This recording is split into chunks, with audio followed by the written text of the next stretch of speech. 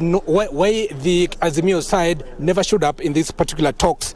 And so welcome so much, Chairperson. Thank you. We have not seen the other side of the Azimio coalition. Yes. So what have you discussed as members of the Kenya Kwanza? Now, first and foremost, we do not know why they've not turned up, because we gave them the invitation and we have had no communication, and we are surprised that they actually did not turn up.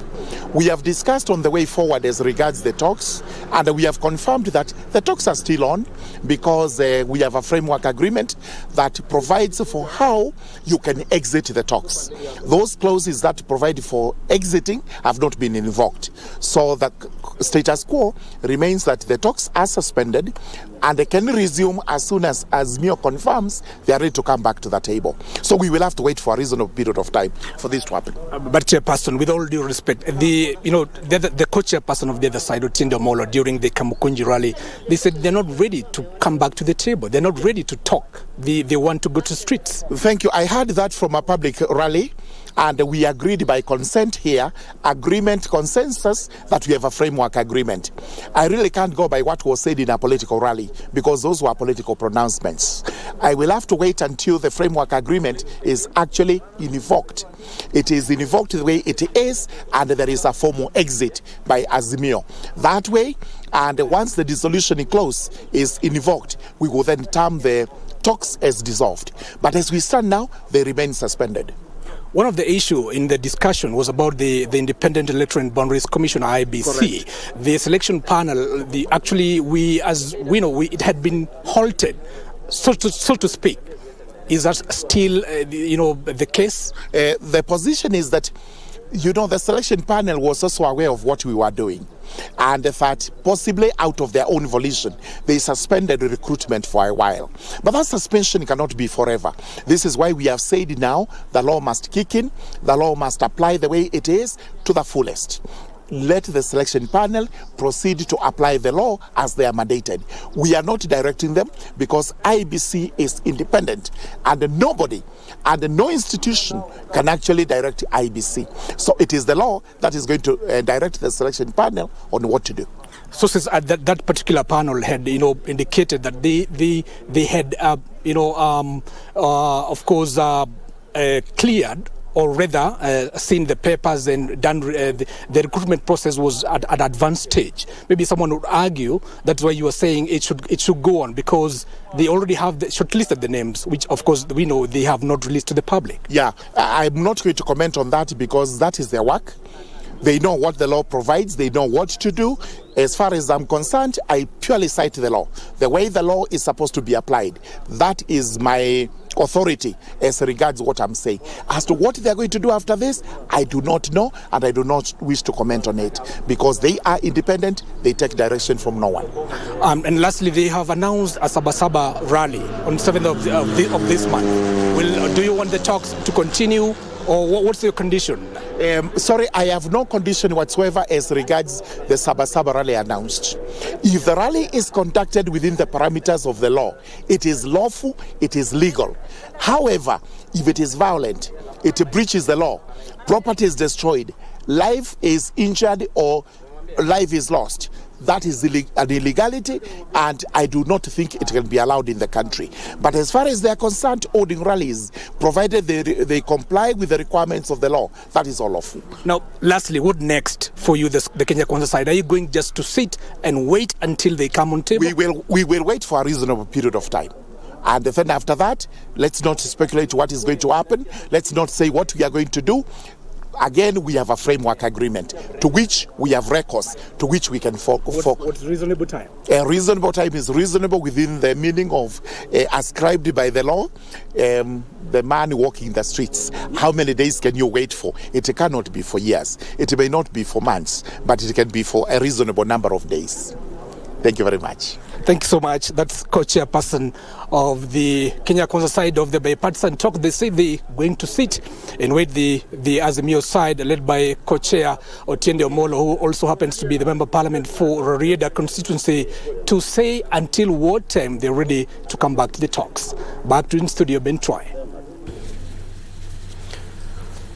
Very well said. Give us on Maina live from the Bomas of Kenya. They are earlier on engaging one of the co-chair of the bipartisan talks, that is George Murugara, who also happens to be the Tharaka MP. And some of the things that he has mentioned is that they were expecting the Azimio One Kenya coalition side for resumption of the talks at the Bomas of Kenya, but they were a no-show after boycotting today's session. He has said indeed we have already informed them of the talks, but they did not show up. Another thing he has mentioned is that they have no issue with the rally, the Sabasaba rally, as long as it is conducted in accordance to the law, and they will only wait for a reasonable time for Azimio to come back to the talks. Something that we are keeping our keen eyes on. But in other stories, border operators in Njue sub-county have embarked on an ambitious program to have unique identification badges. This, they say, will ease the identification of genuine riders from fraudsters who have infiltrated the trade to commit crimes. The operators decried cases of insecurity where cartels and conmen purporting to be border operators attacked and robbed pillion passengers. Embu woman representative Pamela Njue is spearheading the exercise, pledged to fund the registration of operators as well as provide them with reflector jackets for ease of identification and professionalism in the trade.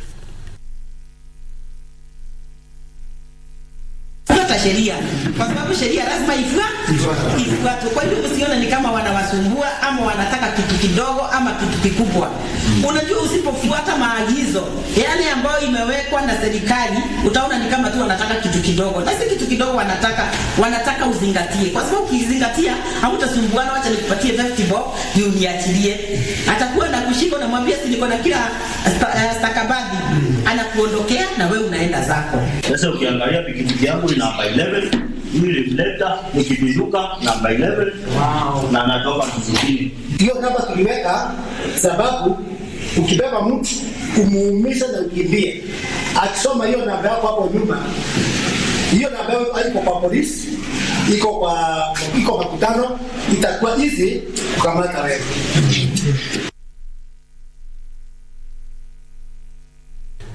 Moving on, more than 2,500 people from humble backgrounds in Kibarani, Kilifi County have benefited from free food donations from an Islamic organization. The food is aimed at cushioning them from the impacts of hunger and high cost of living.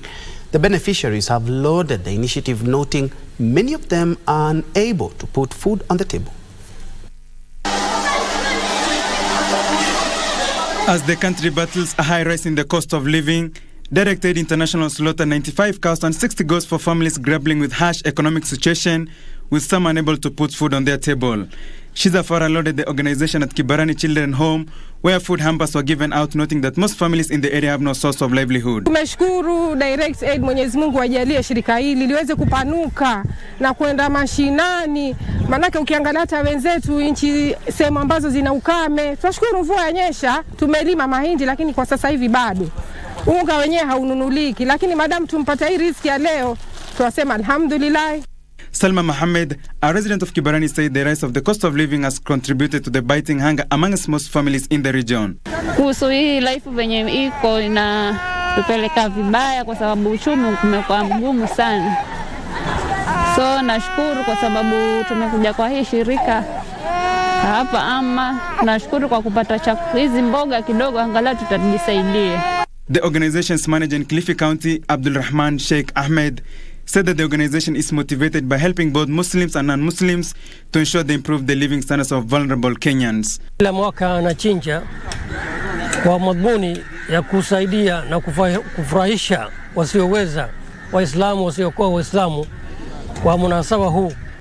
Brian Onsom, reporting for Lunchtime News. From the coast to the lakeside city of Kisumu, where the county woman representative Ruth Odinga has unveiled a 330 million shilling strategic plan to stimulate economic development in the lakeside county. The 5-year plan focuses on food security, enterprise development, capacity building, infrastructure, social protection, and the blue economy. Speaking at the Tom Mboya Labor College, Odinga highlighted the challenges of food security and then emphasized the importance of training for farmers, especially youth and women. Through the plan, various projects and programs targeting women, youths, and people with disabilities have been lined up.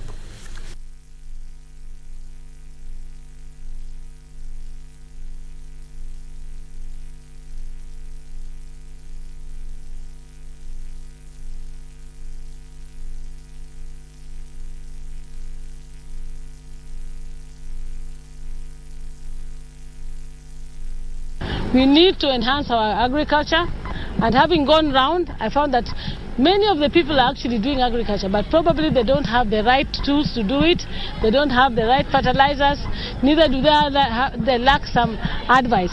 So out of that, I've employed even an agronomist in my department, and I've also engaged the county government so that we can partner with them and other partners outside the county government to ensure that these farmers who want to farm are given the right information and they can be able to do the farming. And education is also important for me. I'm training students in the tertiary department, especially in the polytechnics, to do relevant subjects that can get them jobs here. Very well, let's now cross over to the KICC, where the National Security and Defense Committee is currently meeting with the National Police Service Commission Chairman Eliud Kinuthia to deliberate on the rising tension within the service. Let's first of all listen in. The mandate of the National Police Service Commission is further articulated in the Constitution in Article 234, of which provides for the functions of the Public Service Commission to manage the human resource functions of the public service. Under Article 234.3, the Public Service Commission shall not apply the same functions to an office or position subject to the Parliamentary Service Commission, the Judicial Service Commission, the Teacher Service Commission, and the National Police Service Commission. Therefore, drawing from Article 234, the National Police Service is mandated to perform similar functions as the Public Service Commission for the National Police Service Commission or Police Service, and therefore offices and positions that are subject to the National Police Service Commission are not to be managed or have their matters handled by the Public Service Commission. So in very simple language, yes, for the layman like me and Bobo and these people, what is the summary of that paragraph you have read? It says, because in this way your problems begin. Yes. Or start. Yes. And this way your solutions also are. The Public Service Commission is mandated to deal with the public service. What do you mean by saying Article 234.3, the Public Service Commission, I understand, but I want you to tell us, shall not apply the same functions to an officer, office or position subject to the, what does that mean? The Public Service Commission is mandated to handle the human resource service of the public service, except Parliamentary Service Commission.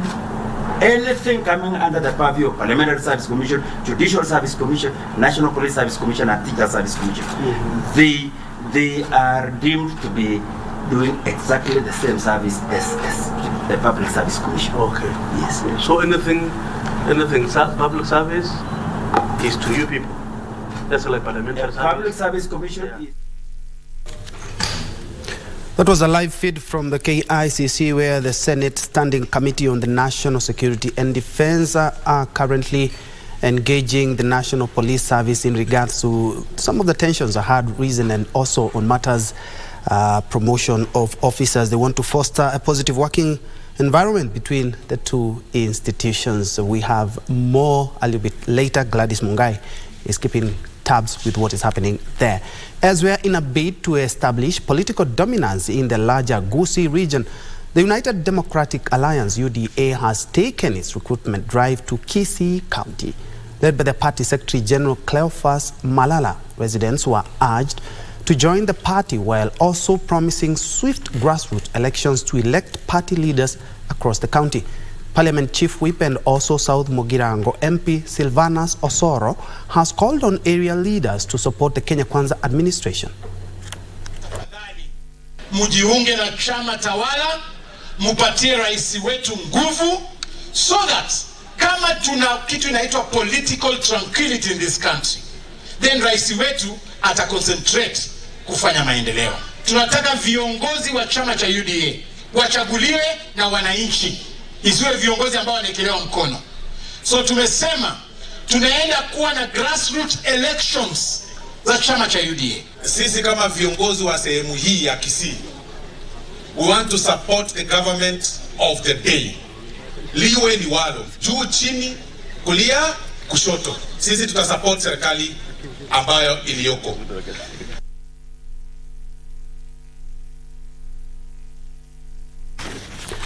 Now, the government, through the Northeastern Development Initiative, NEDI, is in the process of modernizing the northern part of Kenya. According to the national coordinator of NEDI, Mohamed Gulaid, the projects are aimed at reducing the number of people living below the poverty line. Additionally, Gulaid said the initiative will bridge the gap in terms of development between the counties by offering training and job opportunities.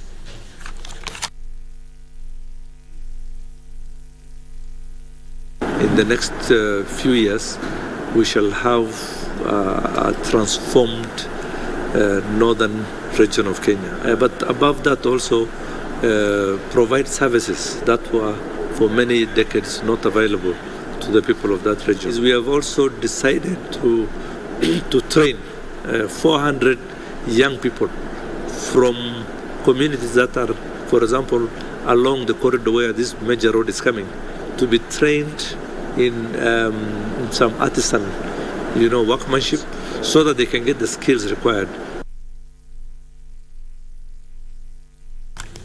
Moving on, President William Ruto has urged the newly sworn-in principal secretaries to ensure that public funds are utilized properly. Speaking at State House on Tuesday during the swearing-in ceremony of Correctional Services Principal Secretary Salome Wairimu Muhia and Performance and Delivery Service Principal Secretary Anne Njoki Wangombe, the head of state asked the two to work with their cabinet secretaries to deliver on government's agenda. He asked the State Department for Performance and Delivery Services to ensure that public servants are held to account, made more productive, and remunerated accordingly. Do swear that, except with the authority of the President, being called on to exercise the functions of Principal Secretary,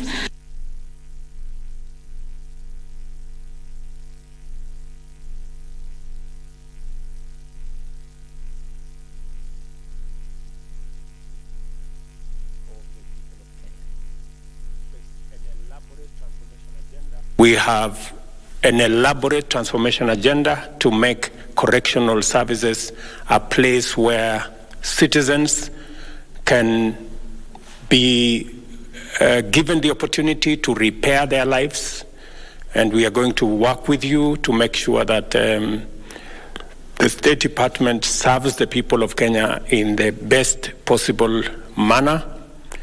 I do expect that your department will work with the Salaries and Remuneration Commission and all the other government agencies to make sure that we take the country towards the balance between development resources and resources spent on wages and salaries. We expect that the Prime Cabinet Secretary's office and your State Department will work with the rest of government to make sure that we harmonize all the skills and salary cadres and the different compartments of our public service.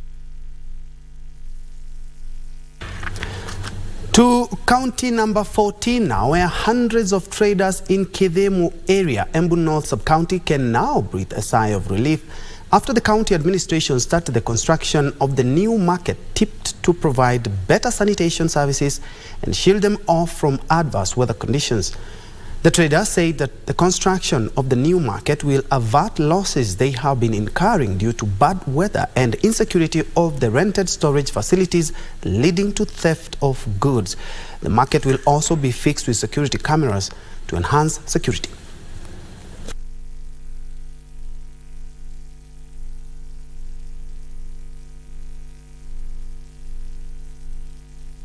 Kwanza soko yetu hii inajengwa hapa, kazi vijana wetu ndio wanafanya kazi hapa. Hakuna kijana ametolewa huko nje ama kaunti zingine kuja kufanya kazi hapa. Tunawashukuru sana kwa hayo.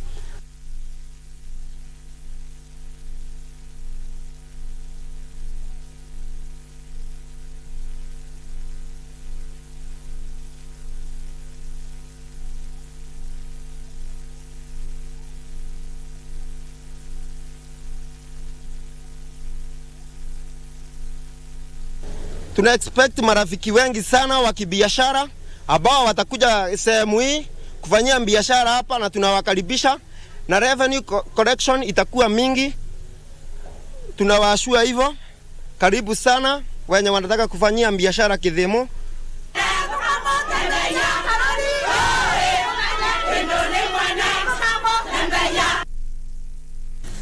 All right, from Embu County, let's now shift focus to Matters Transport, where Matatu Owners Association have announced a 30% fare hike effective tomorrow. Addressing the press, the association chairperson Albert Kirakacha said that the decision has been arrived at following the increase of the fuel levy from 8% to 16%. We announced the planned fare hike with the regret due to the recent increase in fuel price brought about by the Finance Act 2023. The sharp increase in fuel costs, coupled with other operation expenses including an increase in the cost of spare parts, loans, interest among others, has forced us to reevaluate our pricing structure to ensure the continuity, stability of our services.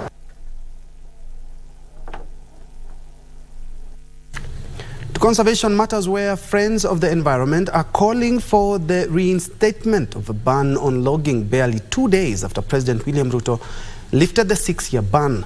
Led by Green Thinking Action Party GTAP leader Dr. Isaac Kalua, environmentalists cautioned the move could compromise gains in afforestation. This comes as a section of sawmillers have hailed the move, pledging to work with the government in increasing the forest cover.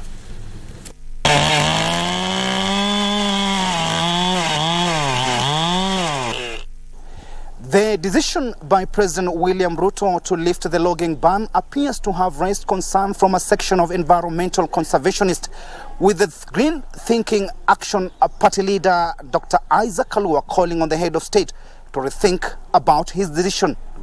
There is need for full implementation of the 26 Task Force recommendation, and I request every Kenyan who is of concern of their well-being and their livelihoods to address and to see the recommendations that were made so that they can interact with them and see what they can do at the personal level, because it is a personal responsibility, at corporate responsibility, and also at the international responsibility. Divided opinion continues to greet the decision by the president to lift a 6-year ban on logging in government forests. On one hand, environmentalists are crying foul, warning the move will erode gains in afforestation and have negative effects on the climate. GTAP party leader Dr. Isaac Kalua is instead calling for the establishment of a forest regulatory body to oversee legal logging. It is true that we have 2,000 rangers, but it's like a drop in the ocean. Our forests are huge. You find only one guard taking care of about 100 and sometimes 50, more than 100 acres. What can they do? They don't even have the resources. They don't have the houses. They don't have cars. They don't have motorcycles that can take them there. The forests are not protected. They are not fenced off. We have places that we call forests. But as environmentalists express concern, sawmillers in Mount Kenya region are a happy lot. The millers say they have suffered great losses in the last 6 years. Additionally, they have pledged to work with government to safeguard the sanctity of forests and practice responsible logging. Wakati kulifungwa nilikuwa nateseka sana. Yaani hata ukitafuta kibarua upati, lakini saa hii nimepata, ninashukuru sana. Timothy Kipnusu, for Lunchtime News. Thank you, Kipnusu, for that report. And on that note, we're taking a quick short break. But when we come back, I will be engaging Fred Kihara, who is the Africa Water Fund's Director, on matters harvesting of water and how we can strive to ensure that we conserve it as well. We'll be back in a short while.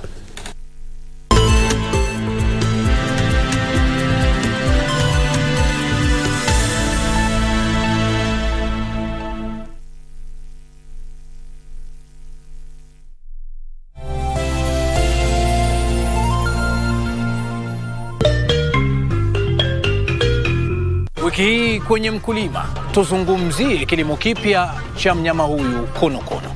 Maji tumefanyia utafiti tukapata kwamba ni maji ambayo yanaweza tengeneza baadhi ya bidhaa ambazo hutengeneza ngozi, pia hufanya ngozi irembeke, na zaidi kabisa pia inatumika katika utibabu wa baadhi ya magonjwa yanayohusu ngozi. Jiunge nasi Jumamosi saa 10:30 hapa KBC Channel 1.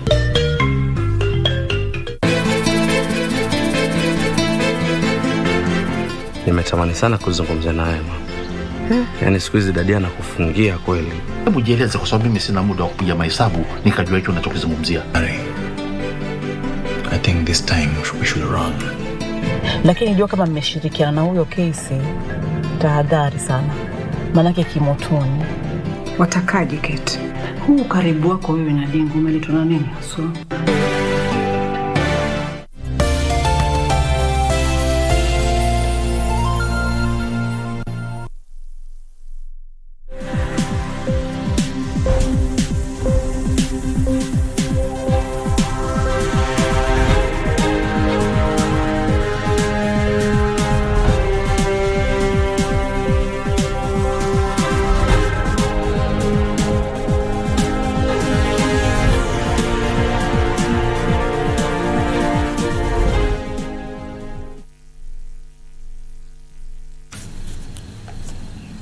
Let's now make sense of shillings and cents in business. We begin where the government is looking to expand operations of the integrated fruit processing plant in Tana River County. The plant that currently has an annual capacity to crush 1,200 tons of mangoes will expand the market base for Kenyan mangoes by meeting market requirements and standards. The plant currently has the capacity to crush 1,200 tons of mangoes per year. Aside from that, it also has the potential to crush other fruits such as pineapples, watermelons, and tomatoes for both local and international markets. The mango pulp produced from the fruits is sold to locals and major juice-producing companies. To this end, Miano says that resource mobilization has been prioritized in order to expand the plant's operating capacity. This is set to serve not only Tana River County, but also other environs. The fruit processing project is true. It will be of benefit to the counties and the area that it serves. And in the board, we have discussed about that project. We are looking at expanding. I have been informed that right now it's not operating at the full capacity just because of lack of resources. And the Principal Secretary and I have gone back to look at how we can support the CDA to get more resources so that that plant is up and running and be able to benefit the people who it should benefit. Additionally, she said that her ministry, in collaboration with the Coast Development Authority, was also working to implement other development projects that will provide a platform for business linkage across the country. We have quite a number of projects that are ongoing. We have the cottages, we have a fruit processing project. We are looking at a project for making building blocks. We want to participate in the housing project. And so we have a whole menu of projects. And more importantly, we are discussing about resource mobilization, because having projects alone is not enough. We need resources. We need human project execution managers. And so we are putting our house in order so that we can deliver some of those priority projects. Ndutamo Kami for Lunchtime News. Elsewhere, national carrier Kenya Airways has rescheduled some flights due to adverse weather conditions impacting turnbacks and diversions on the runway. KQ says the adjustments were necessary due to unscheduled technical maintenance for 3 of their aircrafts. In an official statement, KQ notified passengers regarding changes to their flights between Monday, July the 3rd and Wednesday, July the 5th, with the national carrier assuring passengers that regular flights operations would resume on Thursday, July the 6th this year. Affected passengers will receive further communication from the airline once normal operations are restored.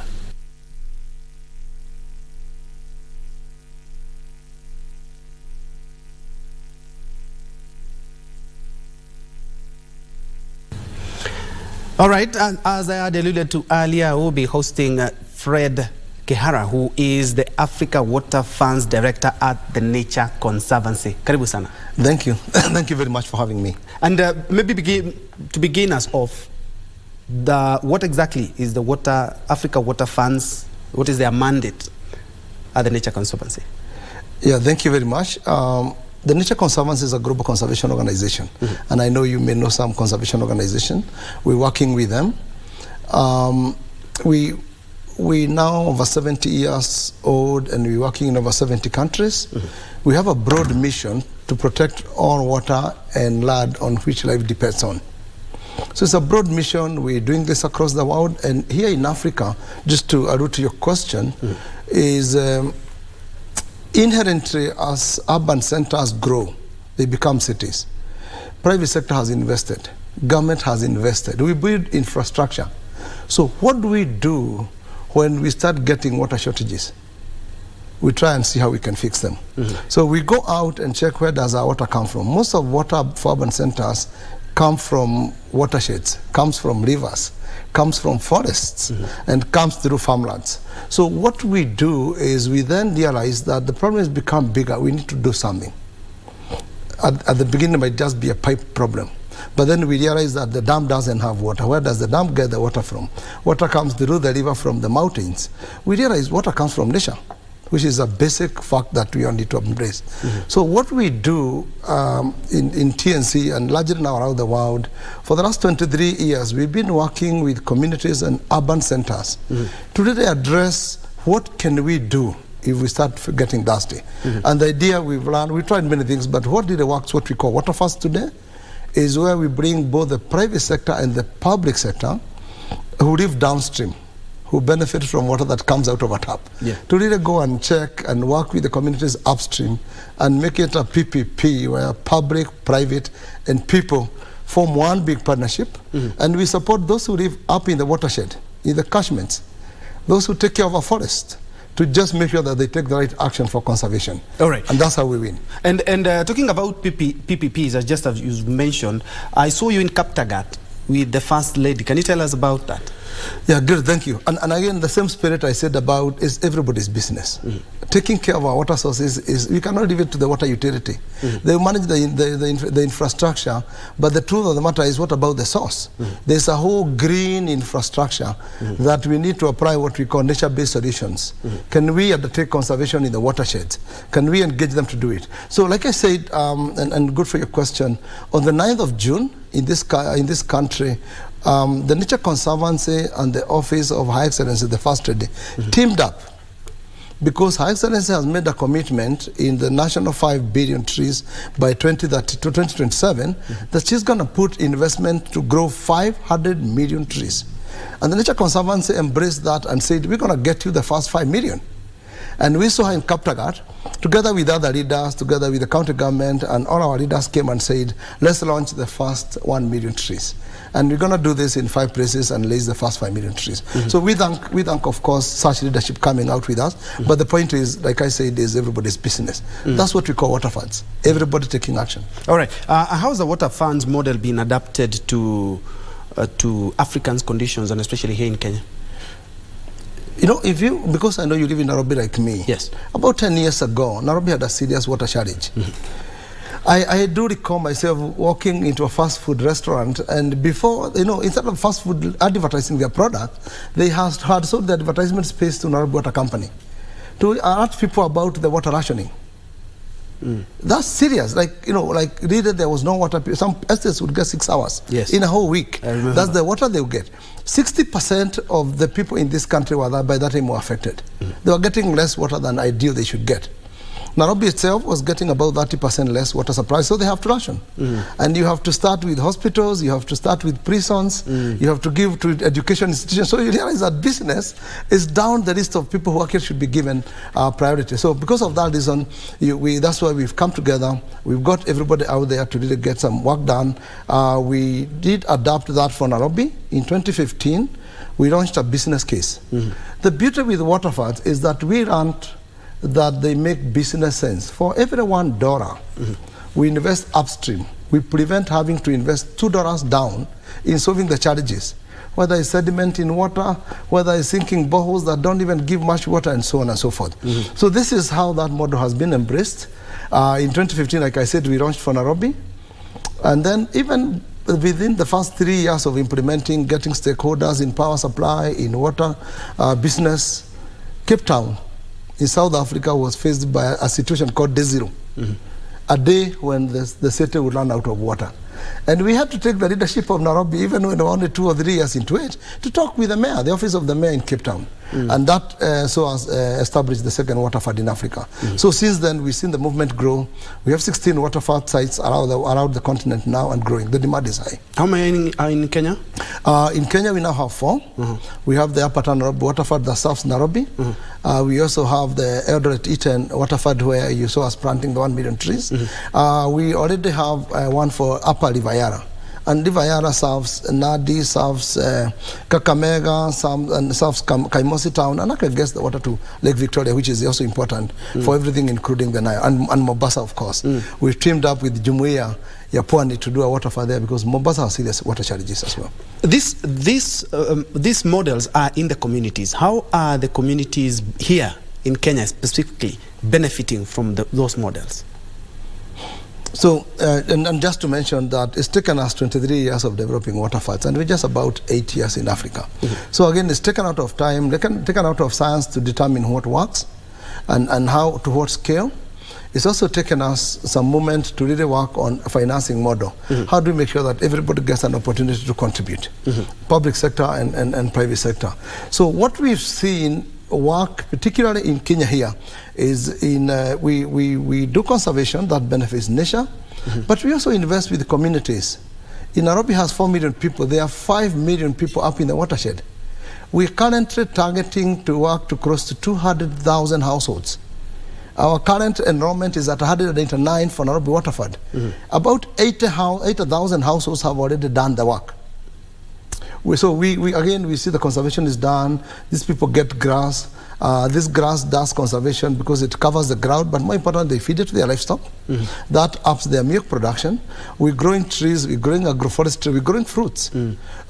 Just from Upper Tana alone, we're now seeing volumes allowed 5 billion worth of fruits coming from their every, and that's now community benefits that directly go to their pockets. What we just planted with the first day in Eldoret, the 1 million trees, 20% of that is fruits. Once mature, that's a whole 1 billion shillings a year worth of produce. So we're making sure that we work to conserve nature, we fix the farms, we fix the forests where we need to, but also make sure communities benefit. Those are our goals. All right. What exactly can you say that this is exactly what we've done and that is why we are successful?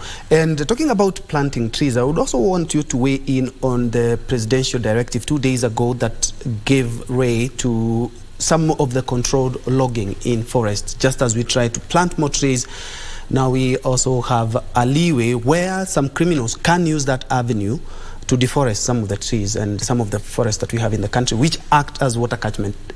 Yeah, thank you very much. First of all, is to understand how do catchments function. We have our natural forests. We have our wetlands out there. We have our Babu area and we have our Mollard.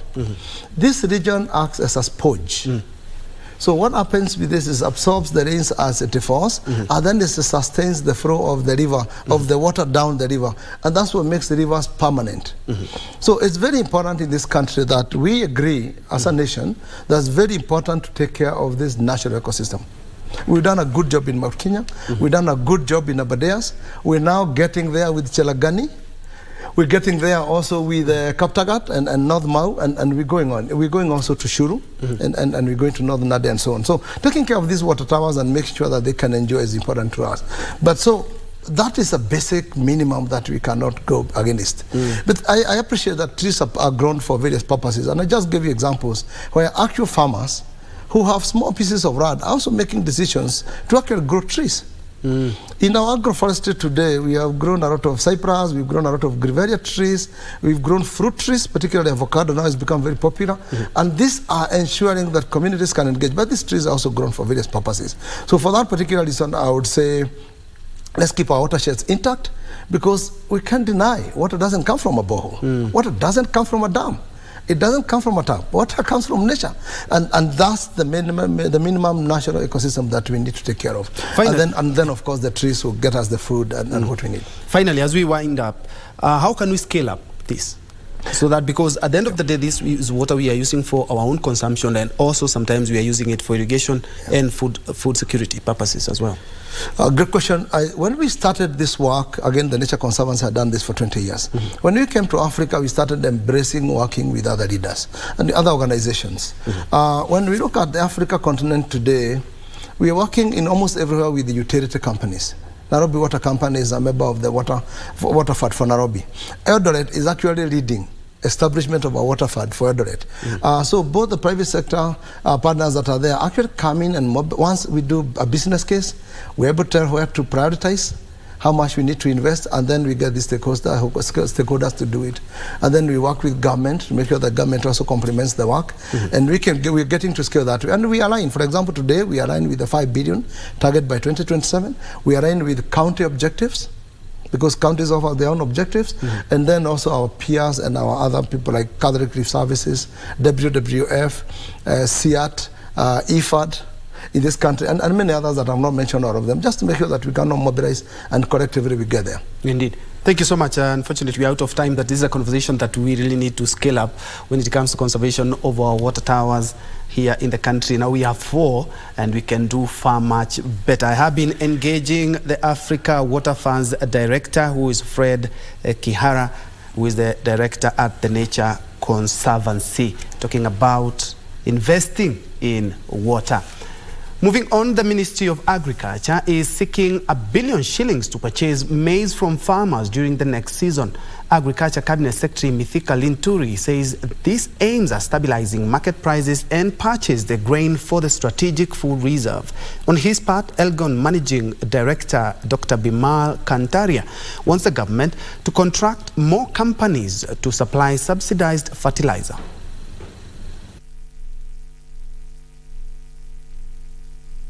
Zambia is going to give us maize, and we are in the processes of discussing and seeing how they will be able to bring it in. And I think the Ministry of Cooperatives has had discussions right now, because Zambia has been trying to aggregate from their end, and I don't think we'll have a problem. But the commitment is, once this harvest is done, the cost of unga will come down to levels that Kenyans have not experienced. Asking for money from Treasury that can be able to set a price that I'm taking the maize to get to stabilize the market. So I'm looking for a stabilization fund, right, of the prices, so that anyone must buy above the prices that I will set, because I will be offering a certain price. Subsidy program, which was very effective. As you know, this year is going to be a bumper harvest for maize. It's been a wonderful year. We have good rain and good fertilizer at the right price. So I think this year is going to be a good year for food prices to come down. So that we commend government. The only problem we have now is that fertilizer prices internationally have come down to subsidy program, which was very effective. As you know, this year is going to be a bumper harvest for maize. It's been a wonderful year. We have good rain and good fertilizer at the right price. So I think this year is going to be a good year for food prices to come down. So that we commend government. The only problem we have now is that fertilizer prices internationally have come down to such a level They were 2019 and 2018. So asking government that if they can stop distributing through KNTC and NCPB, but use the 10,000 aggregate shops that are out there, so that everybody gets a piece of the pie. The second one is that instead of awarding the tender to 2 or 3 companies, there are now 9 fertilizer blending companies in this country, brand new, spent about 1 billion shillings in new machinery. If that government business can be spread to all the players in the industry, so that everybody can benefit from the government subsidy program, and then use the 10,000 aggregate distributors to distribute the fertilizer.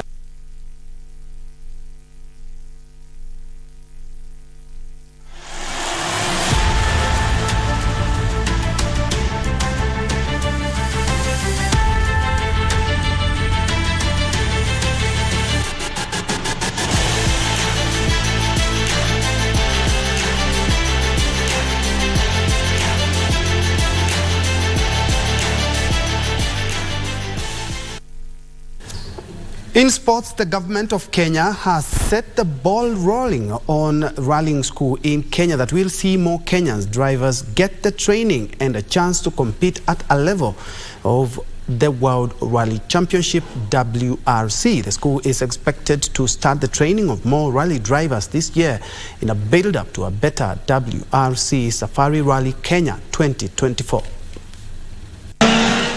Just about 15 drivers competed in this year's WRC Safari Rally Kenya, with the best Kenyan placed driver Carl Tundo finishing 11, a position Cabinet Secretary for Sports Ababu Namwamba believes can be bettered in 2024 and the years to come.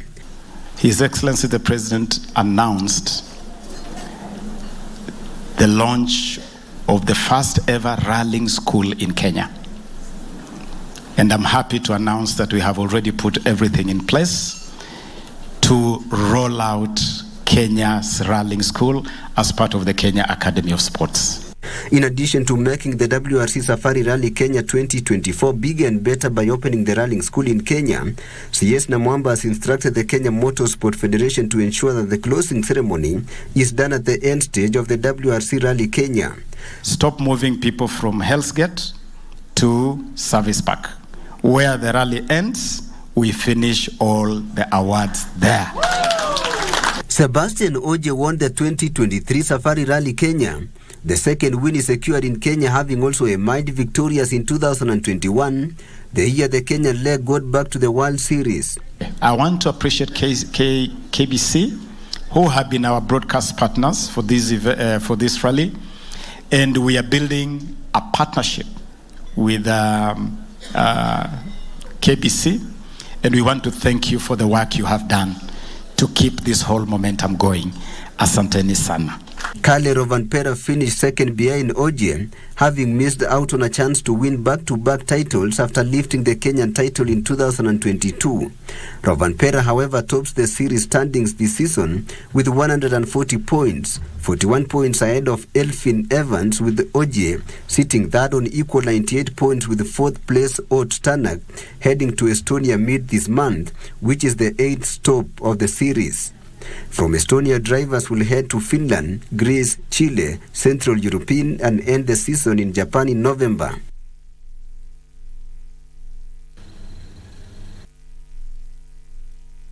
Remember KBC, your true sports partner. Furtherfield Venus Williams' 24th appearance at the Wimbledon came to an end on Monday on centre court after she was defeated 6-4, 6-3 by Ukrainian Elena Svitolina in the opening round. Britain's Andy Murray will begin his campaign today.